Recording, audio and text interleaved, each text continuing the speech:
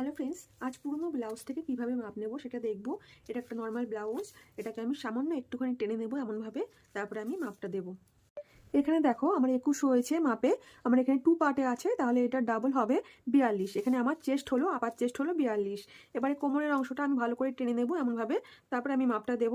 এখানে আমার দেখো 18 হয়েছে কোমরে, তাহলে 18 ডবল আমার হবে। এখানে আমার কোমর আছে 36 ইঞ্চ। এবারে ব্লাউজের পয়েন্টের মাপটা নেব, তার জন্য এই অংশটাকে ভালো করে একটুখানি করে দেবো, ছাড়িয়ে দেবো।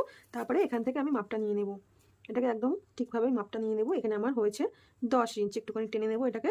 এখানে আমার 10 ইঞ্চ। এবারে আমাদের আর্মহোলের জন্য আমরা এমনভাবে মাপ নিতে পারি, একটু টেনে এমনভাবে মাপ নিতে পারি, বা এমনভাবেও মাপ নিতে পারি, এরকমভাবে ফিতেটাকে।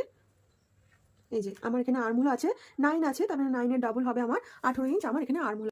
এবারে হাতের লম্বা, হাতের মুহুরি যেমন যেমন আছে আমার তেমন তেমন করে মাপ নিতে হবে।